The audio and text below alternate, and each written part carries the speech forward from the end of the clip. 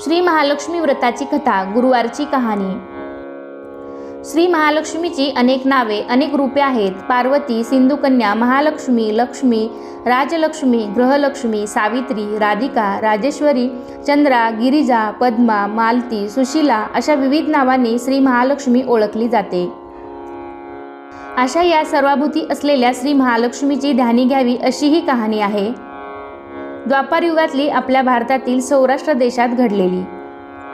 तेथे एक राजा राज्य करीत होता। त्याचे नाव होते भद्रश्रवा। तो शूर होता, दयाळू होता, प्रजादक्ष होता। 4 वेद, 6 शास्त्रे, 18 पुराणे याचे ज्ञान त्याला होते। अशा त्या राजाच्या राणीचे नाव होते सुरकचंद्रिका। राणी रूपाने सुंदर होती, सुलक्षणी होती आणि पतिनिष्ठ होती। त्यांना एकूण 8 अपत्ये होती, 7 पुत्र आणि त्यांच्यानंतर झालेली एक कन्या। राजा राणीने कन्येचे नाव शांबाला ठेवले होते। एकदा देवीच्या मनात आले, आपण राजाच्या राजप्रसादी राहावे, त्याने राजा आणखी सुखी होईल, प्रजेलाही तो आणखी सुख देईल, गरिबाकडे राहिले तर सगळ्या संपत्तीचा तो एकटाच उपभोग घेईल।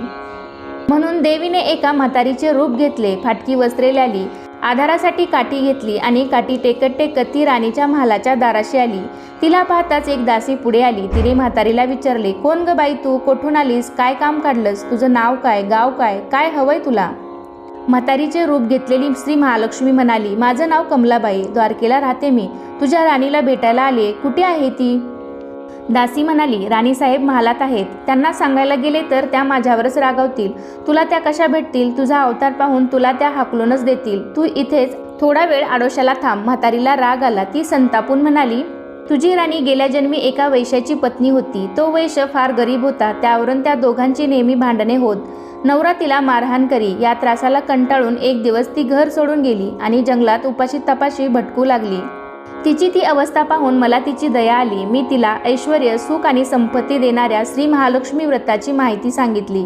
त्याप्रमाणे तिने ते व्रत केले। तिच्या व्रताने महालक्ष्मी प्रसन्न झाली, तिचे दारिद्र्य संपले, तिचे घर संपत्ती समृद्धीने भरले, तिच्या जीवनात आनंदी आनंद भरला। मृत्यूनंतर लक्ष्मी व्रत केल्यामुळे ती दोघे पती-पत्नी लक्ष्मी लोकात वैभवात राहिली। या जन्मी त्यांचा जन्म राजकुळात झाला आहे। देवीच्या कृपेने ती आता राणीपदावर बसली आहे। म्हातारीचे बोलणे ऐकून दासीच्या मनात जिज्ञासा निर्माण झाली। तिने म्हातारीला पाणी दिले, नमस्कार केला आणि म्हणाली, मला सांगाल ते व्रत मी करीन ते नेमाने, उठणार नाही, मातणार नाही, घेतला वसा टाकणार नाही। म्हातारीने दासीला लक्ष्मी व्रताची माहिती सांगितली। मग ती उठली व काठी टेकीत निघणार तेवढ्यात राणी तरातरा महालातून बाहेर आली। फाटक्या वस्त्रातील म्हातारीला पाहताच ती संतापली आणि उर्मटपणे म्हणाली, कोण गो तू थेरडे, इथे कशाला आलीस, जा इथून। तिने पुढे होऊन म्हातारीला हाकलून दिले। ती म्हातारी म्हणजे प्रत्यक्ष महालक्ष्मीच होती हे राणीला कळले नाही। राणीचा तो उर्मटपणा पाहून महालक्ष्मीने तिथे न थांबता स्वस्थानी जाण्याचे ठरविले। राणीचा महाल सोडून म्हातारी निघणार तोच एक मुलगी लगबगीने बाहेर आली। ती मुलगी होती राजकन्या शांबाला। तिने येऊन म्हातारीला नमस्कार केला नी कळवळून म्हणाली, आजी रागावू नका, माझी आई चुकली, तिच्यासाठी मला क्षमा करा, मी तुमच्या पाया पडते। राजकन्याचे ते बोलणे ऐकून श्री महालक्ष्मीला तिची दया आली। तिने शांबालाला लक्ष्मी व्रताची माहिती सांगितली। तो दिवस मार्गशीर्ष महिन्यातला पहिला गुरुवार होता। पुढे त्या दासीने लक्ष्मी व्रत केले, तिची स्थिती सुधारली, दासी पण सोडून ती संसार सुखाने करू लागली। राजकन्या शांबालानेही भक्तिभावाने सांगितल्याप्रमाणे महालक्ष्मी व्रत केले। सगळे नेमधर्म पाळून दर गुरुवारी तिने ते व्रत केले। शेवटच्या गुरुवारी उद्यापन केले। लवकरच शांबालाचा विवाह सिद्धेश्वर नावाच्या राजाच्या मालाधर नावाच्या राजपुत्राशी झाला। तिला राजवैभव मिळाले। पण इकडे भद्रश्रवा व राणी चंद्रिका यांना हळूहळू वाईट दिवस दिसायला लागले। त्यांचे राज्य गेले, त्यांचे सगळे वैभव ऐश्वर्य लयाला गेले। चंद्रिका राणी होती ती स्थिती आता बदलली, अन्न पाण्यालाही ती महाग झाली। भद्रश्रवाला फार वाईट वाटे, पण तो तरी काय करणार। एक एक दिवस चिंतेने उगवत होता, तसाच मावळत होता। एक दिवस भद्रश्रवाला वाटले मुलीकडे जावे, तिला पाहावे आणि 4-8 दिवस तिच्याकडे राहावे। त्याप्रमाणे तो जावयाच्या राज्यात आला। चालून चालून तो खूप दमला होता, म्हणून थोडा वेळ विश्रांती घेण्यासाठी तो एका नदीच्या काठी बसला। राणीची दासी नदीवर येत होती, तिने भद्रश्रवाला ओळखले। दासी धावत महालात गेली, राजाला बातमी सांगितली। शांबालालाही ते समजले। शांबाला आणि मालाधराने रथ पाठवून भद्रश्रवाला मोठ्या मानसन्मानाने राजवाड्यात आणले आणि त्यांचा आदर सत्कार केला। काही दिवस जावयाचा आणि मुलीचा पाहुणचार घेत भद्रश्रवा राजवाड्यात राहिला। आता परत जायचे विचार त्याच्या मनात घोळू लागले। जावयाला त्याने तसे सांगितले। जावयाने संमती दिली। भद्रस्रवा परत जायला निघाला तेव्हा शांबालेने एक हंडा भरून धन पित्याला दिले. तो हंडा घेऊन भद्रस्रवा घरी आला. मुलीने धनाने भरलेला हंडा दिला आहे हे ऐकून सुरचंद्रिकेचा आनंद गगनात मावेना. घाईघाईने तिने हंड्यावरचं झाकण काढले. आत पाहिले तर काय, हंड्यात धन नव्हतेच, होते फक्त कोळसेच. महालक्ष्मीच्या अवकृपेने हंड्यातल्या धनाचे कोळसे झाले होते. चंद्रिकेने कपाळावर हात मारून घेतला. भद्रस्रवा हा चमत्कार पाहून चकित झाला होता. दुःखाचे दिवस संपत नव्हते, दारिद्र्याचे भोग सुटत नव्हते. सुरचंद्रिकेला एक एक दिवस काढताना जीव मेटाकुटीला येत होता. एक दिवस सुरचंद्रिकेच्या मनातही लेकीला भेटायची इच्छा निर्माण झाली. त्याप्रमाणे ती लेकीच्या घरी जाण्यासाठी निघाली. तो दिवस मार्गशीर्ष महिन्यातला शेवटचा गुरुवार होता. सुरचंद्रिका लेकीच्या घरी पोहोचली तेव्हा शांबाला व्रताचे उद्यापन करीत होती. शांबालाने आईकडूनही महालक्ष्मी व्रत करून घेतले. 4 दिवस मुलीकडे राहून सुरचंद्रिका परत आपल्या गावात आली. लक्ष्मीव्रत केल्यामुळे काही दिवसातच त्यांना त्यांचे पूर्वीचे वैभव परत मिळाले. राजप्राप्ती झाली. पुढे काही दिवसांनी आईवडिलांना भेटण्यासाठी म्हणून शांबाला माहेरी आली. पण बाप भेटायला गेला असताना त्याला शांबालेने कोळसा भरलेला हंडा तरी दिला होता, पण आपल्याला मात्र काहीच दिलं नाही हा राग राणीच्या मनात होता. त्यामुळे शांबालेचे व्हावे तसे स्वागत कुणी केले नाही. राणीने एक प्रकारे तिचा अपमानच केला होता.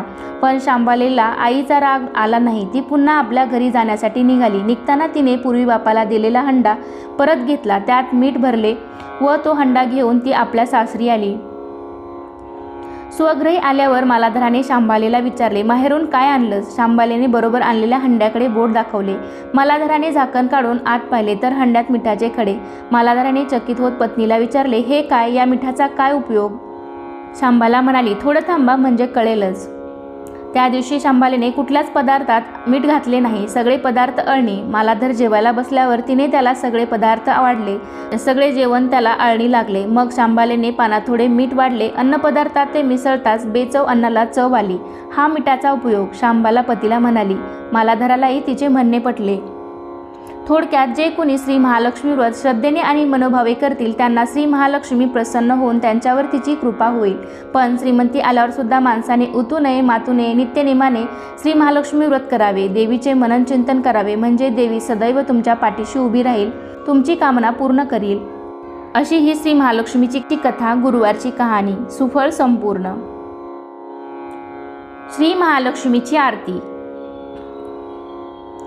जय देवी जय महालक्ष्मी, वससी व्यापक रूपे तू स्थूल सूक्ष्मी. जय देवी करवीर पूर्वासिनी, सुरवर मुनिमाता, पुरहर वरदायिनी, मुरहर प्रियकांता, कमलाकारे जठरी जन्मविलाधाता, सहस्रवदनी भूधरन पुरे गुणगाता. जय देवी जय महालक्ष्मी, वससी व्यापक रूपे तू स्थूल सूक्ष्मी. जय देवी मातुलिंग गदा खेटक रविकिरणी, झळके हाटक वाटी पिऊ सरस पाणी, माणिक रसना सुरंग वसना मृगनयनी, शशिक वरदना राजस मदनाची जननी. जय देवी जय महालक्ष्मी, वससी व्यापक रूपे तू स्थूल सूक्ष्मी. जय देवी तारा शक्ती अगम्या शुभजका गौरी, सौख्य मनती प्रकृती निर्गुण निर्धारी, गायत्री निज बीजा निगमागस सारी, प्रगटे पद्मावती निज धर्माचारी. जय देवी जय महालक्ष्मी, वससी व्यापक रूपे तू स्थूल सूक्ष्मी. जय देवी अमृत भरिते सरिते अगदुरिते वारी, मारी दुर्गट असुरा भव दुस्तर तारी, वारी माया पटल प्रणमत परिवारी, हे रूप चिद्रूप दावी निर्धारी. जय देवी जय महालक्ष्मी, वससी व्यापक रूपे तू स्थूल सूक्ष्मी. जय देवी चतुरानाने कुश्चित कर्माच्या ओळी, लिहिल्या असतील माते माझे निज भाळी, पुसोनी चरणातळी पदसुमने क्षाळी, मुक्तेश्वर नागर क्षीरसागर बाळी. जय देवी जय महालक्ष्मी, वससी व्यापक रूपे तू स्थूल सूक्ष्मी. जय देवी